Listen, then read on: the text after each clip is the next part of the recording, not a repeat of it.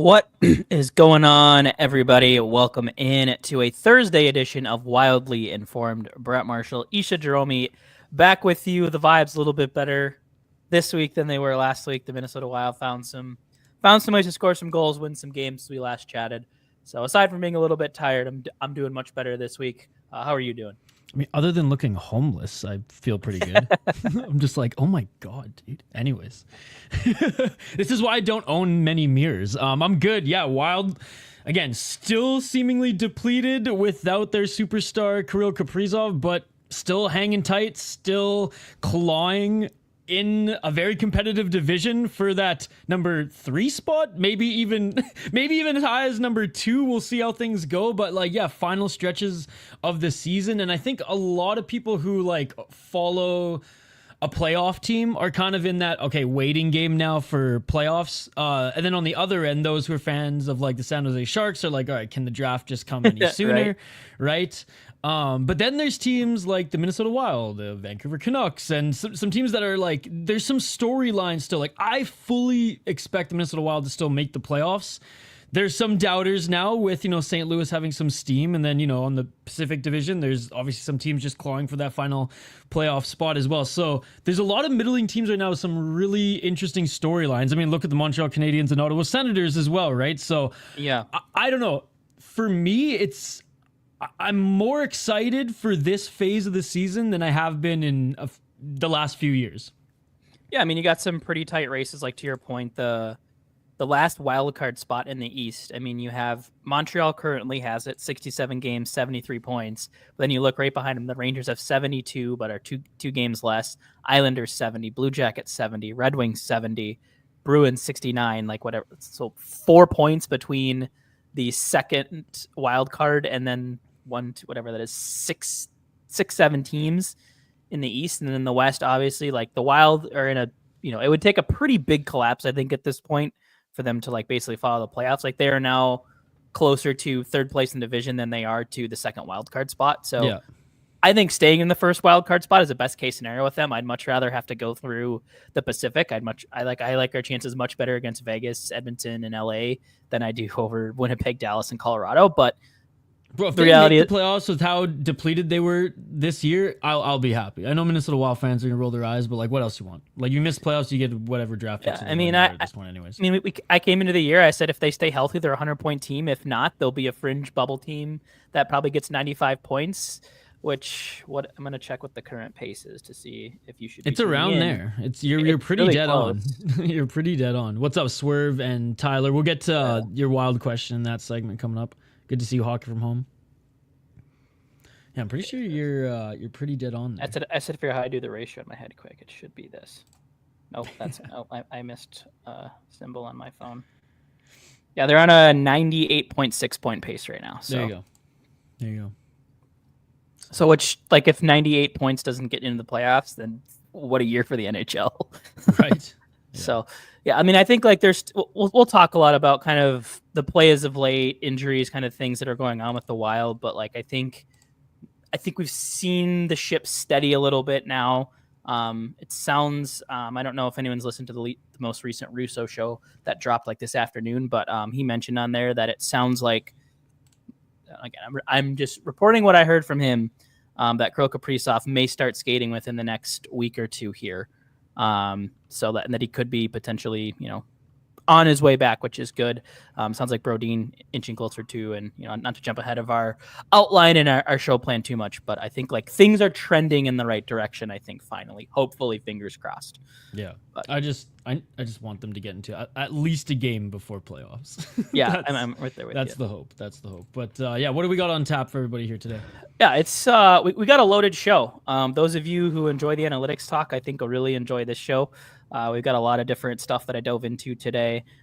Took a lot of information and rumblings that I've seen on Twitter in the past week or so here. So excited to kind of dive into some of those numbers and look at some players who I think maybe have fallen under the radar for some people season long as of late. And then some other fun stuff too, and just on Bill Guerin's plan and among a bunch of other things. So it'll be a really great show. I think I'm really excited for this one. All right. Well, where do you want to start? We'll start with our, as we always do, with our hockey headlines. Starting off here Really cool news out of the Goudreau family.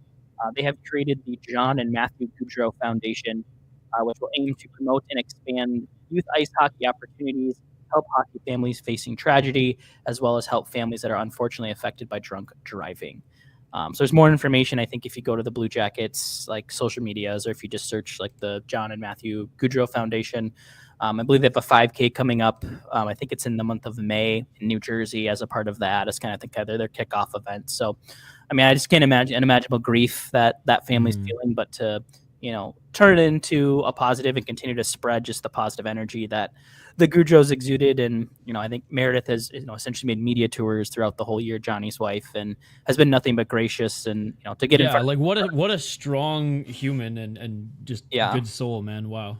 Yeah, so definitely something, if you have the ability to support and, you're looking for a place to put some charitable donations this year, I think that's a great place for you to take a look at. Always good to help promote and expand youth hockey and, families in need for whatever reason it may be.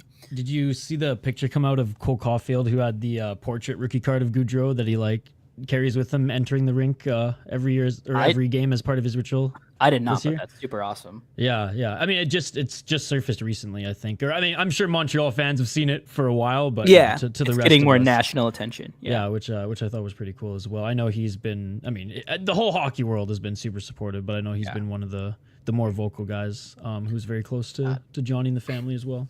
I'd love to see them get in to the playoffs one way or the other. Oh yeah. Yeah.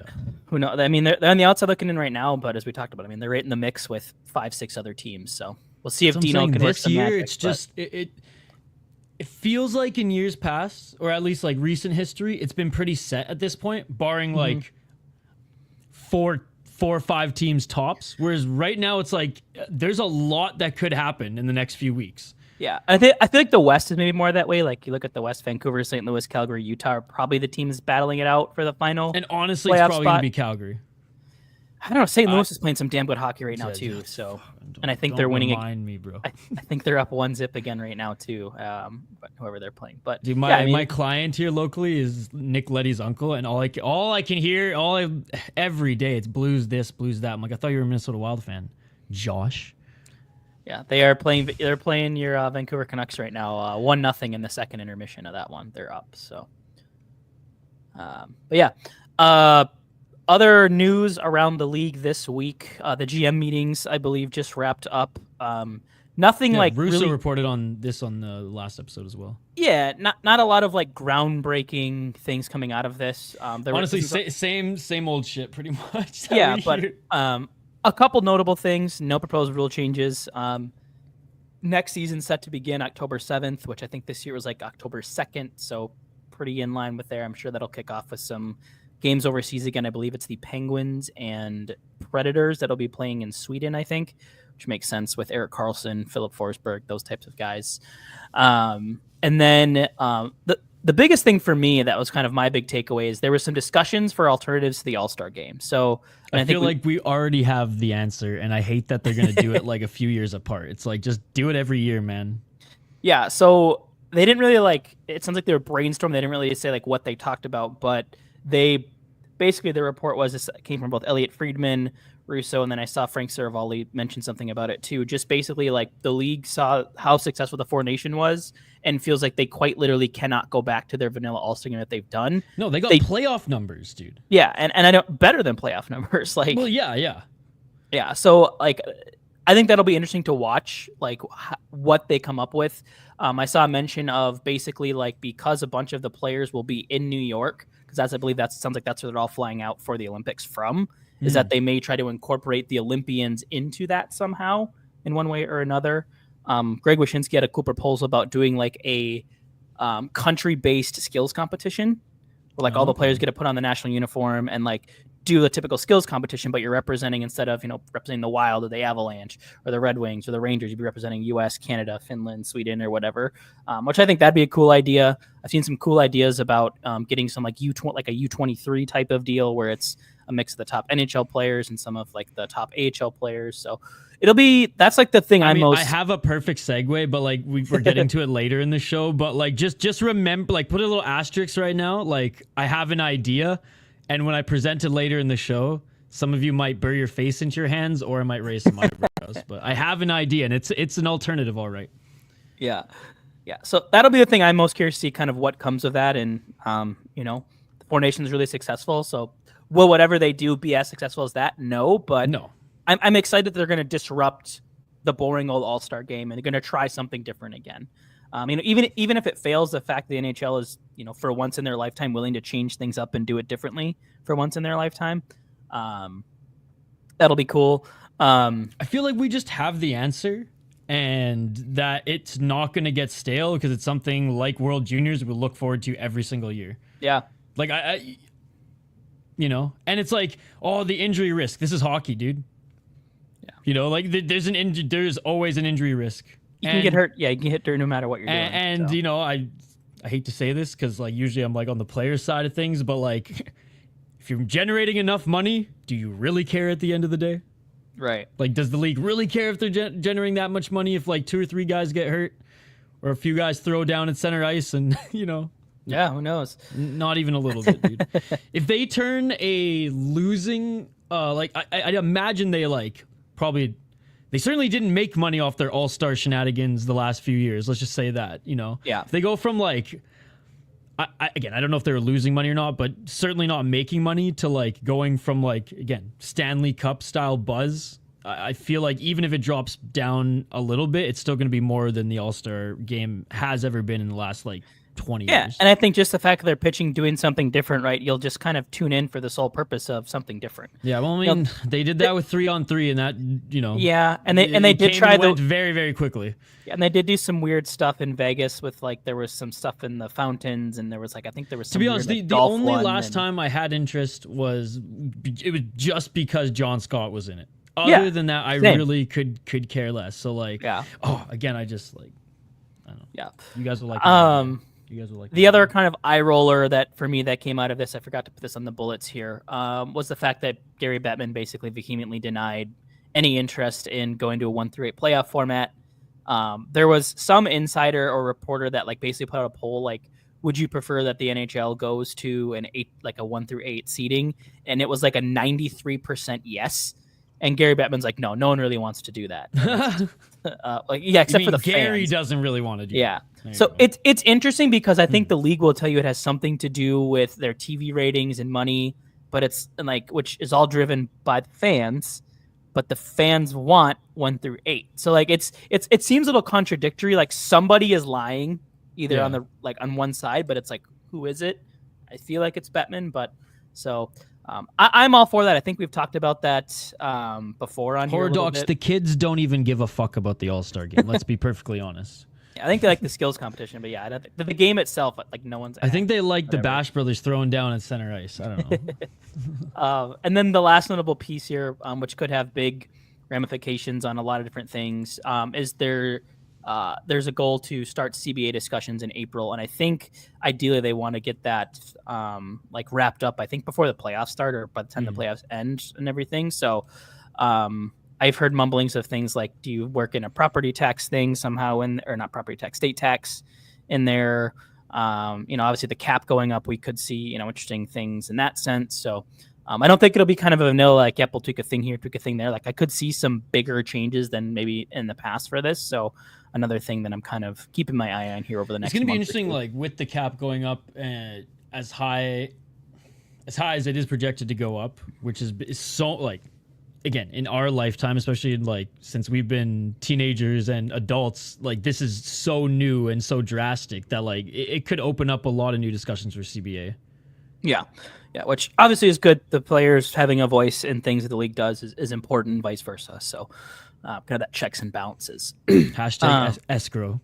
The Ovi update, he's now at 887 he goals. He scored against Philly tonight, by the way. Tonight, so up to 888 now, which of course messes up all of my math that I performed before this. But prior to tonight, he was 8 away from passing Gretzky, now 7 away. 7.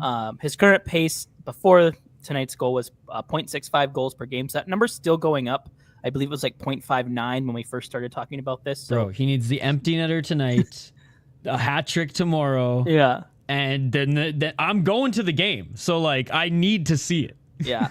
Yeah. So to your point, it's based on his pace of 0.65 goals per game. He needed 12 more games to get there, putting the potential record-breaking game on April 12th or 13th. So we're now looking about 2 weeks after the Capitals are here. But to your point, all it takes is that a 3-goal game here, a 2-goal game there, and all of a sudden.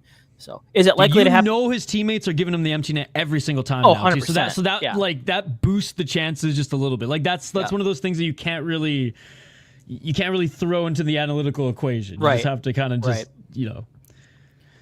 feel it. And I'm feeling it right now. To me, the interesting part is, so the math says about 12 more games needed. The Capitals have 14 remaining.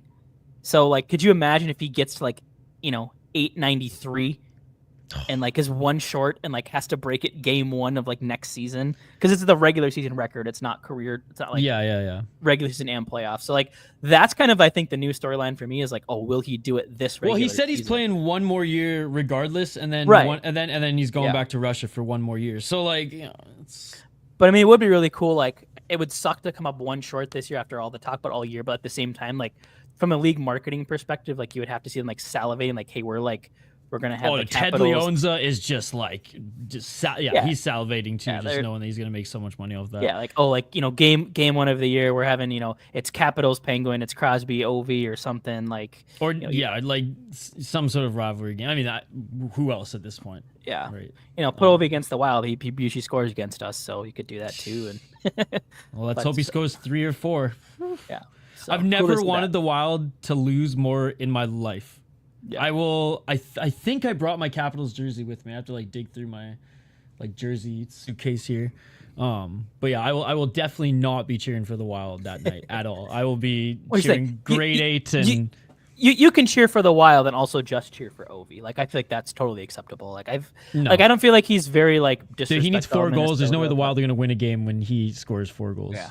Well, especially, he might not score 4 goals if Gustavsson's in net the way he's been playing, but more on that later. I hope they put. Sorry, Fleury, but he's got your number. Yes. Moving off non-NHL news, the NCAA conference tournaments all conclude this weekend. So some teams trying to get in or secure high seeds. My Mankato Mavericks already clinched the first spot in the tournament due to kind of a weird. Not loophole, but just weird rule with St. Thomas. Basically, they can't play in the tournament yet because I think of their D1 status. You have to play for 2 or 3 years or something before you can play in the NCAA tourney. So NCAA rules. Yeah, it's a little wonky. So the auto bid from the CCHA is the winner of the tournament, but because St. Thomas can't go and they won or in the championship against Mankato, Mankato has the auto bid, which I think the season they've had, they deserve it anyway. They haven't the toughest schedule, but I mean, I think they have, of all the ranked teams, I believe they have the fewest losses. Their goaltender, Alex Tracy's been really awesome. He's a Hobie Baker finalist, along with the Wild's Zeev Buium, Jimmy Snuggerud from the Gophers, I believe, is a finalist as well. I think Ryan Leonard is probably who I would be leaning toward as the winner, at least as of now. I think it probably comes down to him, Buium, and then maybe one other one. But cool to see some of the Minnesota Impact coming up in that, but always an exciting time of year to watch some conference tournaments. So I know the NCHC, I believe, is at Xcel Energy Center this weekend, so that'll be cool.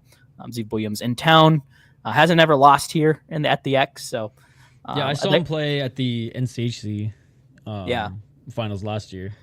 Yeah, I'm hoping that you can keep that trend continuing. Hey, as many games as Zeev Buium plays in the XL, just don't lose. Yeah, no, for sure, exactly, man. I mean, we've seen it throughout history. A rookie will come in with some steam and help a team in the first round of the playoffs. Yeah, I mean, Makar, Faber, recent examples, historical examples. I mean, look at Theron Fleury came in with the Calgary Flames, and so. And then I think the other always interesting part too is I think there was the first domino kind of fell yesterday. I believe the Maple Leafs. I can't remember the guy's name, but they signed one of the top college free agents. So always a time of year we see some of those. I haven't heard. I always love this time of year because there's guys that people who follow the college scene, and now that I've started to I know are good and solid pieces, and it's interesting to see the bidding war from all these teams. I know Vancouver is usually in on some North Dakota guys because Penticton is usually a pipeline there, which, by the way, Penticton, for those who care, They're in the WHL now, which is absolutely insane and still just breaks my brain. But anyways, that's a conversation for another day. But yeah, I'm always super keen on this time of year, and I love seeing, especially like, again, when I was in college, the Canucks weren't even sniffing playoffs, and bringing these guys in just to see like what they had at the end of the year was always just like some sort of hope, right? So like maybe you see like teams like San Jose, for example, and they bring in some of these college guys just see, okay, let's fill in some spots with some early 20-year-olds as we're continuing to build this team. Yeah, so hopefully whatever college hockey team you cheer for has a good performance in their tournament. We'll probably talk, I think hopefully by next show we may or may not have brackets by that time. I'm not sure. I think we will, hopefully. And then this next thing here, I'll kick it over to you for our next hockey headline here. Oh yeah. And this is what I was saying. You know what? If they can't find a solution for the All-Star game, maybe the NHL collaborates with BKFC. Now, what is BKFC, you guys may ask?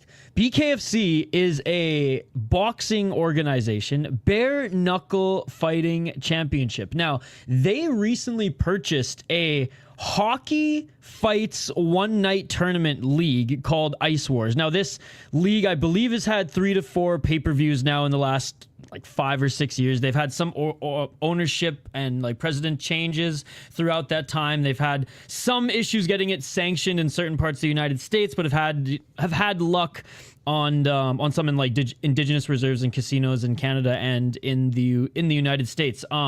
Recently, actually, former GM of the Danbury Trashers and boxing promoter AJ Galante has been involved in just helping in whatever way he can with this league, and he's going to continue to moving forward. Now, Ice Wars was a one-night, 2-round hockey fights basically tournament where you'd fight up to three times in one night on synthetic ice, full hockey gear, MMA gloves. And a lot of the participants were former enforcers from, the SPHL, ECHL, and then honestly a lot of current NLL players.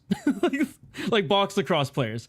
And it was absolutely insane. It was on the Triller. For those who watch boxing or like pro wrestling and things like that, it was on the Triller app for a while.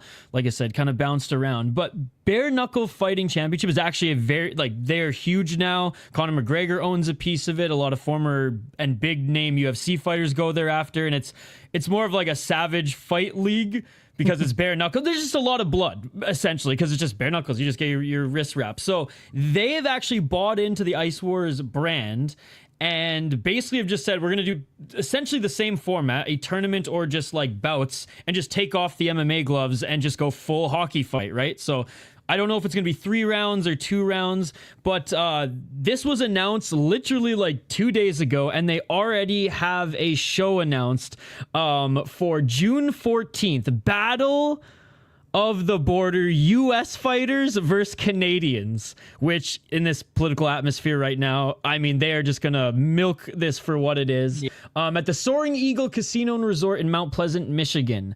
So it's the inaugural event is slated to showcase 12 head-to-head bouts and feature 24 elite fighters from the United States and Canada who will battle in the Ice Box, a 900 square foot ice enclosure designed specifically for ice fighting, so synthetic ice. And like I said, AJ Galante was named matchmaker and head of fighter relations. So this is kind of what it looked like in its infancy. So I actually like bought this pay-per-view, and well, okay, I'm not gonna lie, I didn't buy it. I was given a promo code to get it for free to watch it and like live tweet about it. And they're on time. Skates and everything too. Yeah, so this is just synthetic ice, and yeah. It was a lot of fun, to be honest. Here, let's check out some of the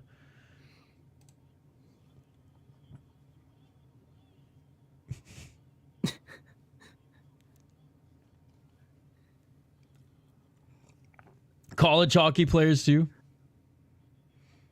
I wish so they essentially would put, now they're taking away the gloves.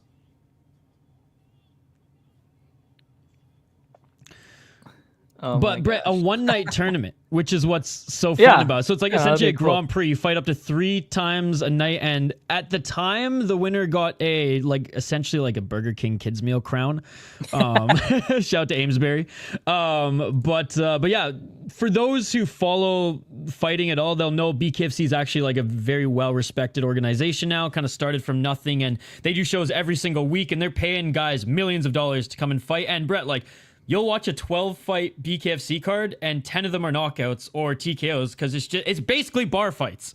But when you get like guys in the UFC who never really liked grappling or wrestling, and you put and who've kind of like weren't able to make it in like the highest level in mixed martial arts, a lot of them are crushing it in BKFC, and with their huge investor money now, they've bought into Ice Wars. And if we can't do the 4 nations every year, well, shoot, man, BKFC should just partner with the NHL, and that would be a hell of an all-star showcase.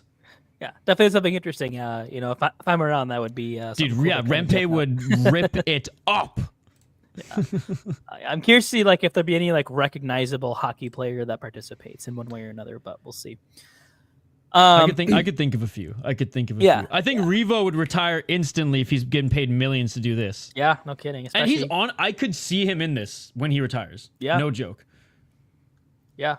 Anyways, there you go. Hoppy's gonna hate me that like this is now a thing. Final bit in the hockey headlines here. Wild news, pretty much exclusively injury related here.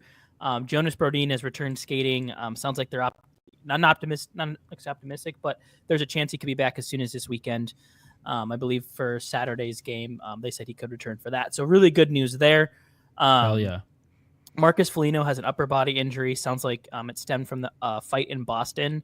Not expected to be serious. He's nearing a return, could return this weekend. Johansson, he was sick yesterday. Just obviously depends if he's feeling better, but the potential to get 3 players back that were missing from last night's lineup, huge. As I mentioned, Kaprizov potentially starting skating within the next week or so, reported by Michael Russo on Worst Seats in the House.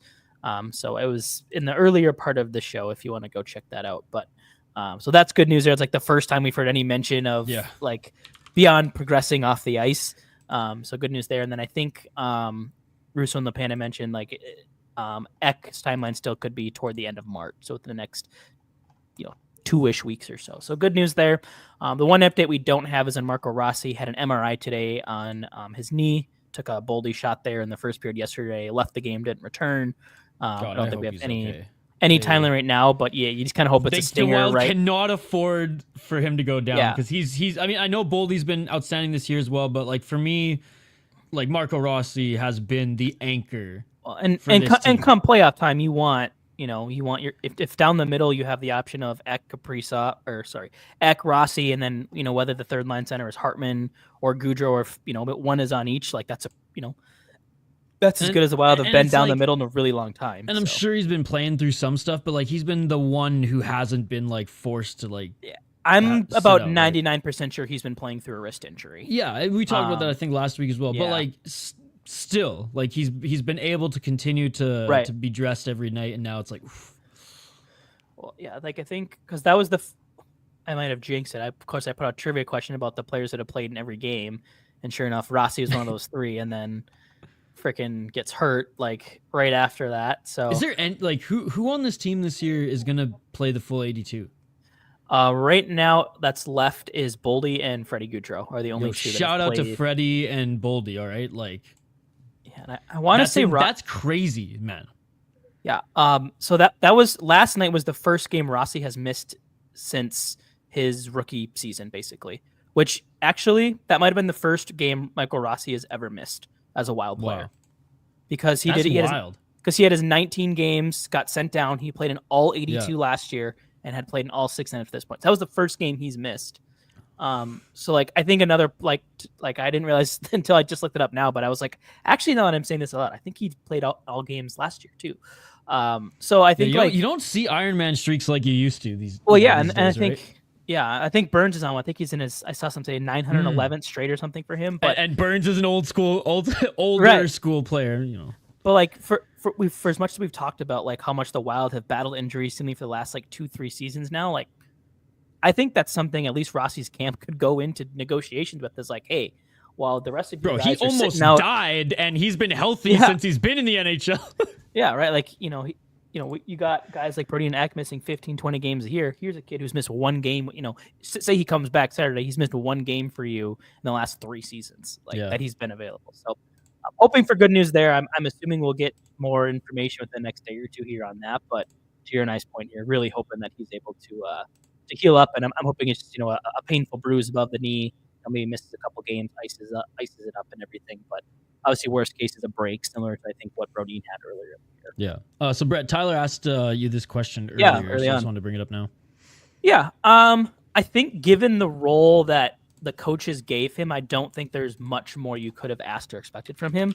I think look at his AHL numbers too. He's absolutely slaying in the AHL. Right. Like I came into the year like he was kind of the wild card for me. Like, if does he get a top 6 role? If so, he could have a really good rookie year. But if not, you'd want to see him be really successful in Iowa.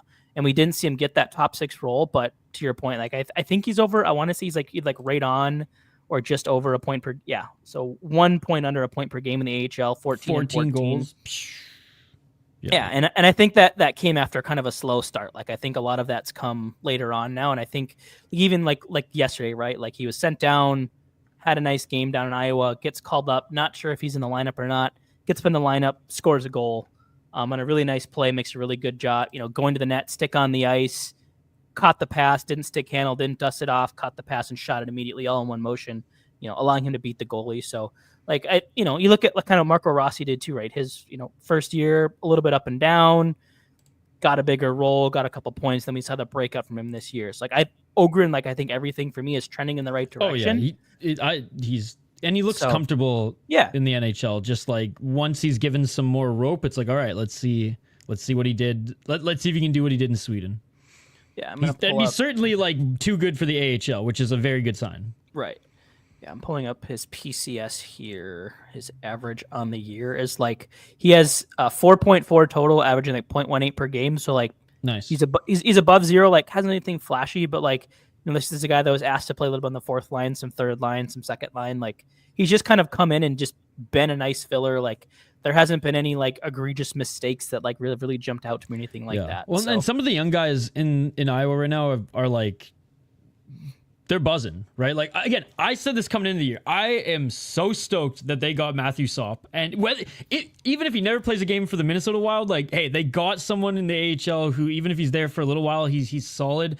They put him in the ECHL and he just dominated. They called him up and he's been playing pretty good. Graham Clark's been on a little bit of a run right now. Hunter Hates had an awesome rookie season. Spacek's played way better than I thought he was going to, and Caden Bankier is, way better than he has been at the start of the year. So I think just kind of everyone's benefiting from that right now, which is good. Yeah. And I think obviously we want to see Iowa be successful, but we want to see the young guys develop more than anything. And then if they do, the team should get some wins as a result. Yeah.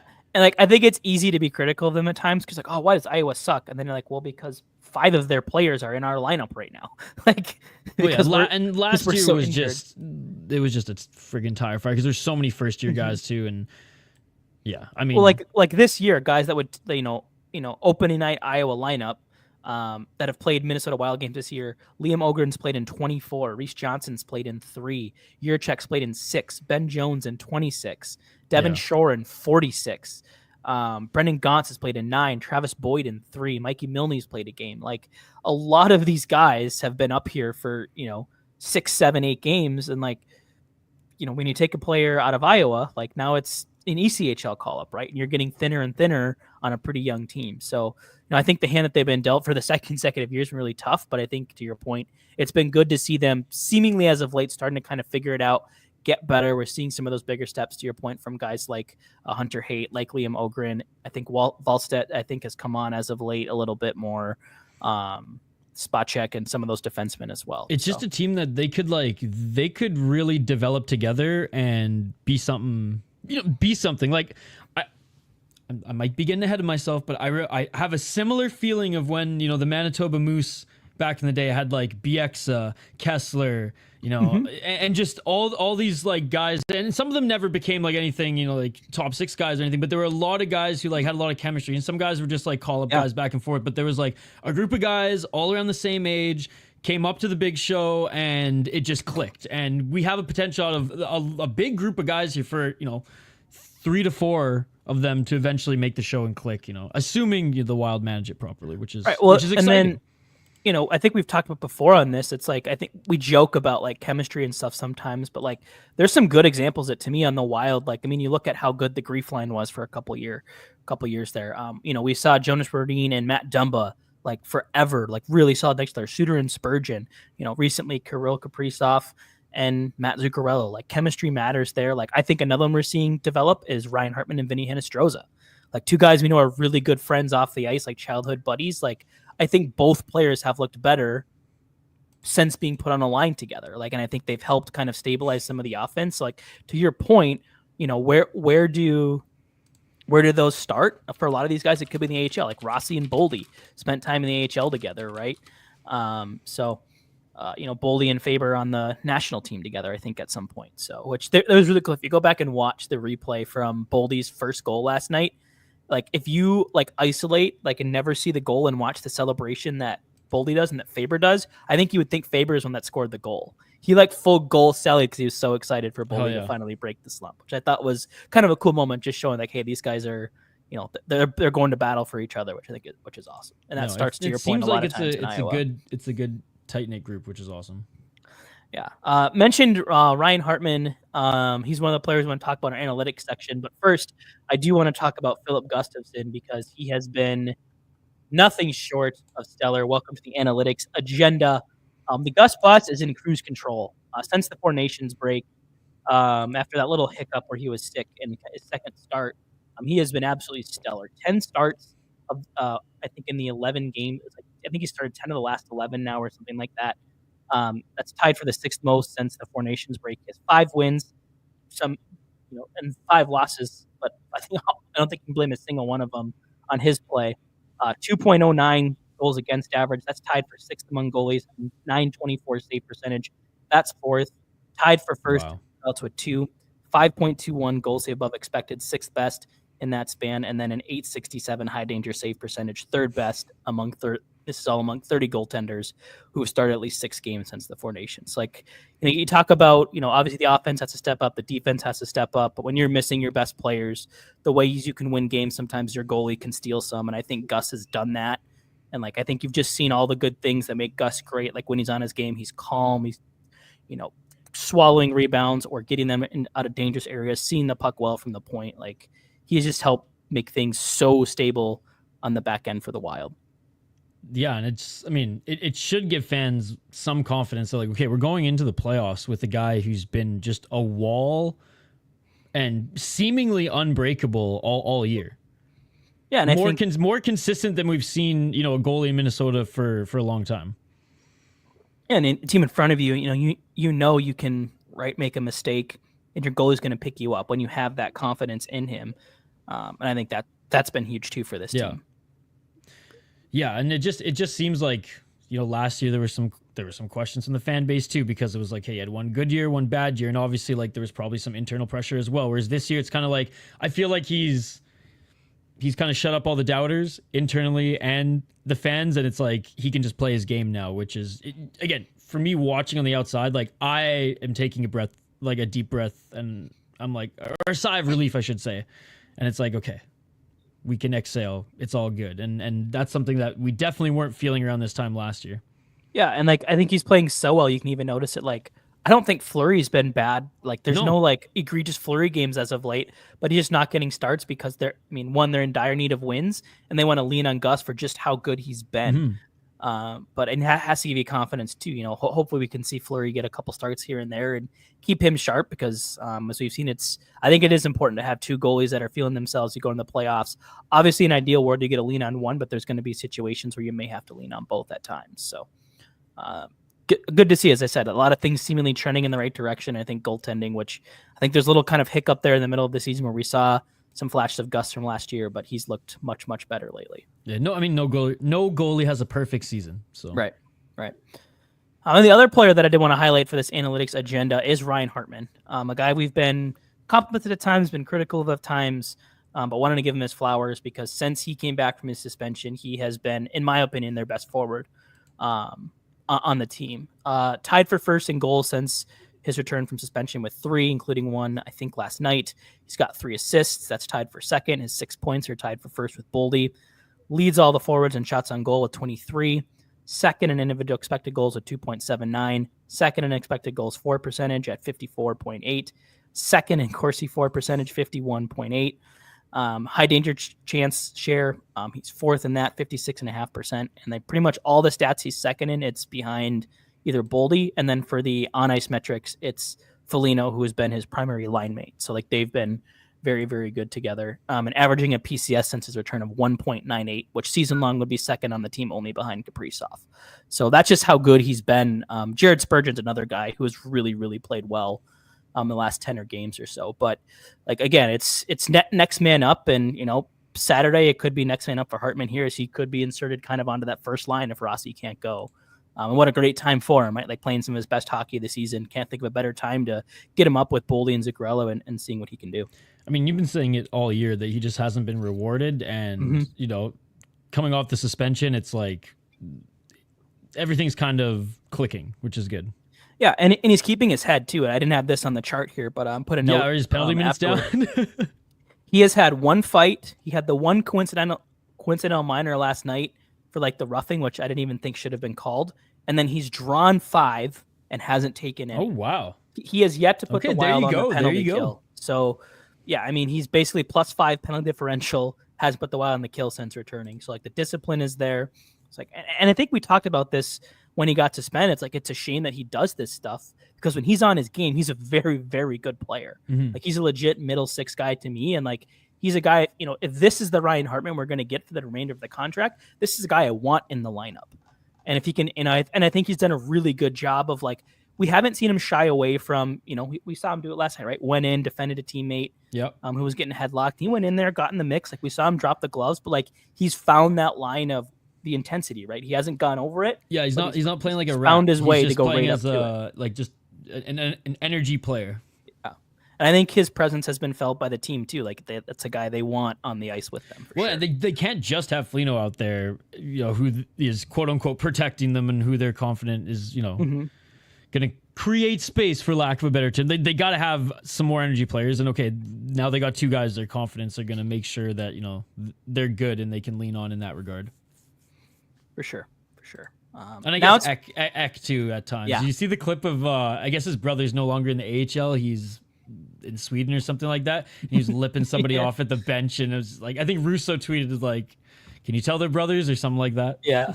The video's kind of weird because it looks like the opposing, like, I don't know if he dropped, like, the way the clip starts, like, I think he might have like dropped his stick in the bench and was like trying to hop into the bench to get it, and he's like, "The fuck out of here!" and like pushes him back over the boards, and then like probably just said something too, just a goofy look on his face, just like Joel. So it's just funny that a lot of people, like, still a lot of teams are like, "Yeah, I can't stand that guy," and it's just like, and he just has like a shit-eating like goofy grin on his face. It's like, I just wonder what he says, or if it's just one of those guys that's just like, it's just a face. It's just a face I want to punch. Do you know how many career fights Eriksson Ek has?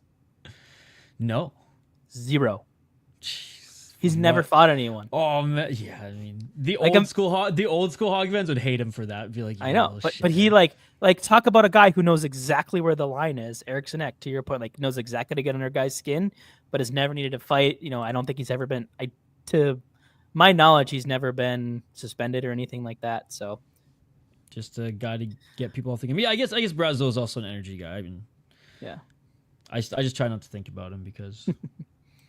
My boy's scoring goals in Boston.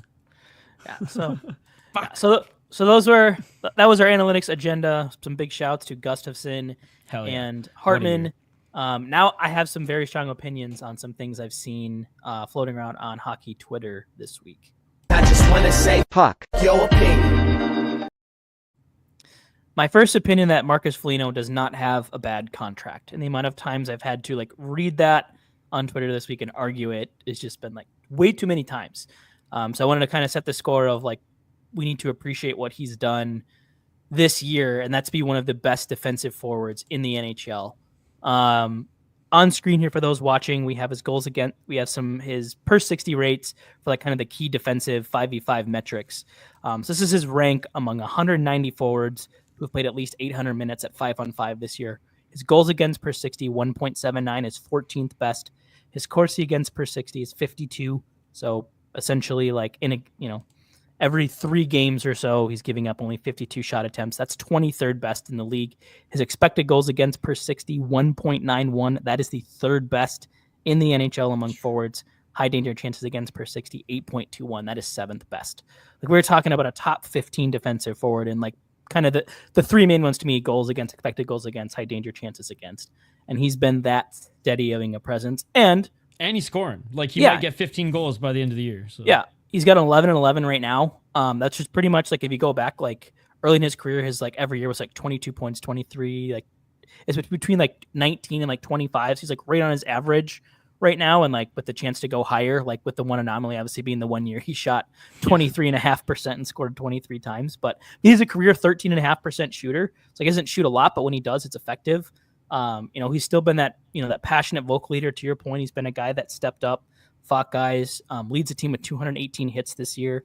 Like I don't, and like he's been outscored like a bunch. Sure, a lot of his 11 goals are empty netters, but like I think we've talked about this before. Like that's a good thing. Like he's going out there closing down games by getting the puck in the net. Like, and he's had some where he's been like diving on his back and like sliding in on his butt, putting these pucks in, like battling, the whole 200 feet of the ice to get this puck in the empty net. So I don't know, like this is who Marcus Foligno is. This is what he's good at. It's, 25 to 30 points, really good defense and leadership. And he's done everything to that point perfectly this year. And I don't know what else people want him to do. Brett, like, dare I say missing? That all these contracts have kind of worked out? Yeah. And like look at Zuccarello. Do we really have an issue with what he's doing right now? No. I mean, Hartman to an extent, but you just said he's making up for it. And honestly, if he had better puck luck this year, he probably would have put up the same numbers. And everyone was saying that was probably the one that everyone was okay with the extension the most. And then you said it now, Foligno being one of the best defensive forwards in the league. So it's kind of like, and he'd be making this money if he was playing somewhere else too. Like it's not like the Wild overpaid him. Like they gave him market value. It's like, maybe Urov would be here if one of them wasn't signed, but would he have really been ready? And I'll eat crow. Like I was critical on all 3 of them being signed. I was, 2 out of 3 I was okay with, and it was kind of like, pick 2 out of the 3. I don't really care at that point. But right now, it's it's honestly not that bad. And then I know Goudreau wasn't part of that like trio that was announced, but like totally fine with everything. That he's doing right now. And Marcus Johansson's not going to be with this team much longer, so everything's kind of working out on the money end. Yeah, like are they like phenomenal, amazing, goated contracts? No, but the ones to Ek, Boldy, and Faber are. Like the ones to your really expensive players are. You have some really good ancillary, 3rd and 4th line guys. They're now, I think, like they're getting a couple pieces away from like really putting together a complete team, and I think that should be exciting. And in a complete team with a lot of contract control for a while. Yeah. So, So after hearing that, if there's still something else that Foligno needs to be doing that I don't know about, I would love to know about it. But like, I just think the hate for him has been so unwarranted this year, and he needs to be getting flowers instead and not getting like tomatoes thrown at him. So I think Wild fans are just frustrated with like no Kaprizov and I don't see how this team misses the playoffs unless they just like go on one of the worst tears that that we've ever seen in NHL history. And I cannot see it. So like, I don't know why everyone's so doom and gloom. I understand that maybe games aren't super exciting right now without the full cast and crew. Totally understand that. But like, I don't understand the doom and gloom, but sports fan's gonna sports fan. Well, won a game 4-0 last night, playing $42 million under the cap. So I did have one more Moose graphic. But Moose sucks, dude. Yeah. And it's a terrible contract. Why did they re-sign him? Do you have the without Moose on the ice here for our visual watchers? That's the one. Yeah, so for those of you that are watching on YouTube, which if you're listening later, go check this out. 51-minute mark of the show, give or take here, depending on what's edited out. But these charts show just kind of like the shot heat maps of where other teams get shots when Foligno is on the ice, which is on the left, and where they come from when he's off the ice on the right. So typically playing the left wing position, and like the amount of like the shots drop from over 1 shot extra per hour with him on the bench to like 1 shot fewer than average per hour with him on the ice. Like you can just see the red like evaporates from the offensive zone when he's out there, and which to me means he does a really good job of either taking away the options for the point or taking away passes to kind of the high slot area because of his positioning, smarts, being able to break the puck out, that kind of thing. So I think it's helpful to like sometimes you can see kind of the stats, like what does that mean? Well, this is what it means. Like they're just the shots aren't getting to the middle. Like you can see the front of the net's way more better defended, way fewer shots from there. So just cannot say enough about how just special he's being. Like, is it Selke worthy? Probably not quite, but like I think it's a top 10 season for defensive forwards this year, no doubt. They always give the Selke to like a star and a two-way guy. Like you have to be like 60 points plus to be even considered for Selke. It feels like, which I don't know how I feel about that. To be perfectly honest, it's a lot of the awards need to be like rewritten, but that's a conversation for another day. Yeah, that one grinds my gears more than anything because it's like defensive forward. I don't care if they're putting 70 points up and they're a defensive forward. Like that's just icing on the fucking cake, dude. Like not everyone's Mark Stone, okay? Exactly. Yeah, it should just be called the Mark Stone Award because he's always just getting it, or he's in like or the Bergeron, Oh yeah, the Bergeron, but my next big like this isn't like my opinion really, but like it's been pretty clear and obvious as of late that the Wild have had a 5-on-5 scoring problem. Just 5-on-5 goals in the last 7 games. 3 of those came last night in less than 2 minutes. So like in the other 6 games and 2 in 15 16ths of a period, it's 2 goals. But like I was really curious, like because watching it, I think you can get kind of doom and gloom when they're not scoring, like they're not getting to the dirty areas, or like are they even getting chances? Like is it snake bit or are they just bad? And like I didn't know by trade Boldy. Yeah, like and I didn't really know by watching, so I kind of want to dig into it a little bit, figure out like is there a reason why they're not scoring? Is it bad luck? Is it a lack of chances? Like what does the data say underneath? What I found out, it's actually like surprising to me. Like I didn't expect it to be like bottom of the barrel bad, but I thought it'd be kind of middle of the road. But like they've been like extremely unlucky. According to Natural Stat Trick, at 5-on-5, in the last 7 games, the Wild have the 9th highest expected goals for of all the teams, 13.63 expected goals in the last 7 games, and they've scored 5. So they've scored 8.63 fewer goals than expected based on their chances. And a lot of people say, well, that's because they're taking a lot of perimeter shots and not getting the dirty areas. Also not true. They are tied for second in high danger chances at 5-on-5 in the last 7 games, with Edmonton at 71, 2 behind Winnipeg at 73. For comparison, Edmonton, who they're tied with, has 8 5-on-5 goals, or high danger goals. Winnipeg has 9 and 73, and the Wild have 2. So like, what is like kind of what does this mean? Like, what am I getting at? It's like the Wild just need to stay the course. Like they're doing the right things. Like we saw just like Ryan Hartman, just stay the course. Exactly. And like as we saw last night, when you play the right way, when you force turnovers, like 2 of their goals came from really strong plays off the wall, winning puck battles. Like the shots came from in that slot area. Like and they got 3 of them, right? And then Ogren finishes one off the rush. Like Bogosian made a really nice play off the blue line to feed Hartman to set up his goal again in the middle of the ice. Like that stuff was always going to regress positively. But like I think what they couldn't do is like we haven't seen him like necessarily get more cute, overpass. Like there still seems to be a mentality to get the puck to the net, get traffic there. So I felt a lot better after I dug into this than I did before I got into it. It was just really good for me to see like, nope, like this ship should right. And the fact that they have these type of offensive numbers without considering all the firepower that they're missing, like that has to make you optimistic for as they hopefully continue to get healthier, that this could even improve more. I mean, 2 scoring lines shouldn't be a luxury, but it seems like a luxury for Wild fans now. Something, I don't think we've ever really had one. Outside of like the one stretch where there was 2 weeks in the beginning. I think there was 1 week of October where I think we had it. Well, and then we had like when the Fiala Kaprizov, when they were on different lines a little bit with that. Yeah. Like the 1 week of October this year. Yeah. 1 week. Yeah. It's been 1 week. And the last opinion that I have, this has been a lot of hot topic, like kind of all season, is Bill Guerin's plan is failing. No, I mean, people want his head on a stake. And like I saw a lot of stuff like, depending on what happens this season, like if they're bounced in the first round, like is he on the hot seat? Like Pierre's gonna be warm next year. And I think that's all a bunch of BS. Like I don't think his plan has hardly even really started yet.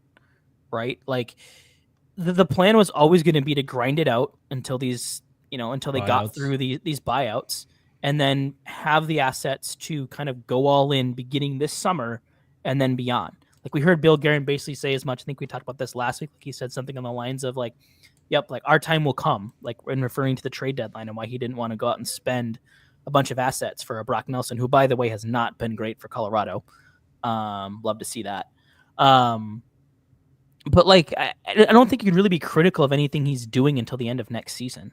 And like, even then it might even be too premature. Like let's give him the summer, see what he can do. Like we have potential for Kaprizov and Rossi extensions. Russo on not this podcast come out today, but his previous one has mentioned he believes the Wild have serious interest in JJ Peterka for the Buffalo Sabres, and that they could swing a potentially big trade for a guy like that. There's UFAs out there, Besser, Nelson. I really like Nikolai Ehlers if he hits the free agency market and doesn't get extended by Winnipeg. I think Hoppy would love that as well. Oh yeah, one of his favorite players. Yeah, if they see progress from Buium or Jiricek, do they look at trading a Brodin or a Spurgeon? There's just a lot of things that could happen this summer. You have young players to be excited for. We talked about Ogren, obviously Buium, Yurov, Volstead, hopefully Jiricek. I think he's been up here, hasn't played much, but Joe Smith had a really good article today interviewing him, and just Jiricek taking that in stride, being happy with it. So, as I mentioned, they're playing $42 million under the cap right now into a playoff spot, winning games, shutting teams out. Like, imagine what they can do with a fully loaded roster and healthy roster. Like, I think it's way too soon to be calling Guerin seat hot. Like, this isn't to say I don't think there are some questionable moves. I don't think he's been a great GM by any means, but he certainly hasn't been a bad one. And people are acting like he has been a bad GM. And it's like, could he have handled some things better throughout this, cap hell that, he inevitably had to create? Yes, 100%. Could he have gone full friggin' Jim Benning? I lived through the Jim Benning era, so all you folks who are bitching about Billy Guerin, shut the fuck up, okay? Like that's it was near torture to be a Canucks fan during that near decade, ladies and gentlemen. All right? Yeah. So like, I guess my biggest thing here, Louis Eriksson 6x6, bro. is like, let it play out. Like if in a year and a half, 2 years, things look horrible, like send him to the nether realms, but like give it some time to play out, like see what he can do. Like I think this is gonna be the most exciting summer that the Wild have had in a long time in terms of like really big names, whether it's extensions, trades, what have you, big signings. Like they haven't really had an opportunity to spend kind of like this in a while. So like I'm so willing to hear that, to see out the plan, and like I'm excited to see what they really think they can do following these buyouts, and the impact some of these young players can make, and how the Wild can build around this core that they've established now with Kaprizov, Boldy, and Faber. Yeah, because it's like they're still a defensive team. It's like let's create some identity. Are they going to be a fast team? Are they going to be an exciting team? Like what else can they build on? From just Kaprizov and Zuccarello and Faber, right? Yeah. So that was all the opinions that I had. They're good. They're good. And but I don't think there's a GM in the league that's been great at all the small things this year. Like and honestly, like, why do we even have a yearly GM award? It makes no sense, given that it takes like at least 3 to 5 years before you can really see the fruits of a GM's labor. Yeah. So it's like I always said that they're like, if you're gonna do an award, do it once every and I guess it doesn't matter at this point, but like realistically, once every 3-5 years would be like, okay, what team has been the best based on success and also building blocks in that stretch. But anyways, that's neither here nor there. It's like, whatever team just, because, sometimes Brett, we'll see teams that like coming into the season where it's like, this roster, and then they like go on a cup run. And it's like, GM of the year. It's like, what? And then the next year he's fired. And it's like, this is the stupidest award ever.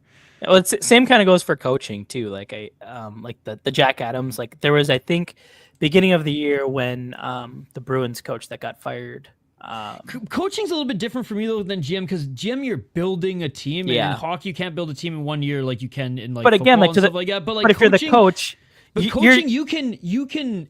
I think coaches should be awarded for elevating a team, even if it's like lightning in a bottle that year. It's like the coach still, I think anyways, and maybe not as much as a pro, but more so in college, maybe high school, but like, and junior. But like, I feel like the coach is very much like, you can take, you know, what is it said, make chicken salad out of chicken shit. I feel like coaches can do that in a way smaller time than a general manager. Now, can it last? Maybe not, but at the same time, they're very different roles for a reason. We're awarding the general manager for building something, we're awarding the coach for success. Yeah, but the coaches are also like dependent on what the GM does. Like they have to play with the card that they're play with the hand that they're dealt from the GM. Well, that's exactly, and to say they're dealt a bad hand, they still win. It's like fucking rights. Let's go. Yeah, I don't know. Coaching, I'm okay with year by year. I get what you're saying, but I feel like GM, it makes no sense to give him a year by year award when it's like this isn't football. Yeah, the point I was going to make, though, is I think after, was it Jim Montgomery was the one that got fired? Yeah. So after he got fired, like, so I think it was 6 of the previous 7 Jack Adams winners have been fired. Yeah. Like, so. But have they all been rehired? I think a lot of them have, yeah. There you go. But yeah, they're not friggin' Mark Crawford coaching in who the fuck knows where now. But yeah. Like, and I think it's like, it's either John Cooper or Jared Bednar is like currently the longest tenured coach of a team. The lawyer from Prince George, man. John Cooper, like, I can't wait for him to write a book someday. I think it is Cooper. I can probably listen. I can't wait for him to write a book someday, because there's like the untold stories from like those runs and him starting out in Prince George. Like, yeah, it's so wild, man. It's so wild.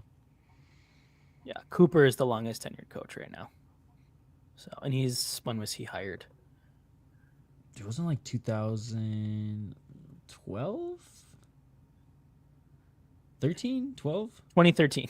Yeah. Shit, man. So the longest tenured coach was hired in 2013, which is like, that's nuts. I remember that year, the triplets year. That line was crazy. Mm-hmm. A lot of firsts, and yeah, it's crazy that like, yeah, I don't think they're quite like the dynasty they were, but like the band's still playing, yeah, which is wild. Like without Stamkos, but yeah, no kidding. Anyways, all right, man, good show. Yeah. So like I said, hopefully for you analytics nuts, we did a little more numbers tonight. So hopefully, those of you that like that stuff enjoyed it. For those of you that maybe are newer to that stuff, hope you enjoyed it. If there's anything that didn't make sense or that we could explain further, like please let us know. Happy to take some time, either to reach out to you through the DMs or put a segment on here explaining some of the jargon that we went through. But yeah, this is a fun one. Hell yeah.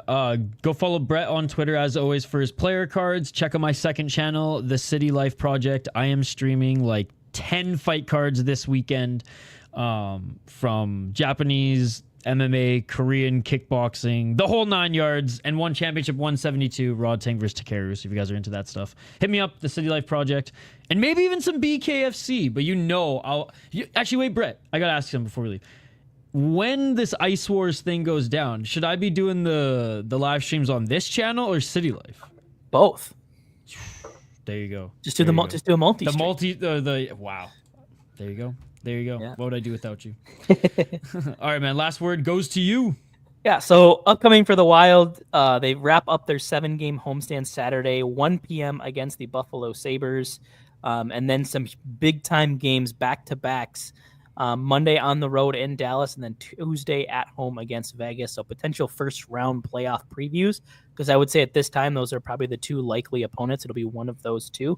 And then we have the OV game on the 27th, the Devils, and then in a home and home to wrap up the month of March. And then we're into the final couple weeks of the season. So, hopefully the Wild can take some momentum, hopefully they can, take down a pretty bad Buffalo team, and then get ready for some really big matchups against Dallas and Vegas. Hell yeah. Can't wait to talk about it next week. Yeah, we will see you then.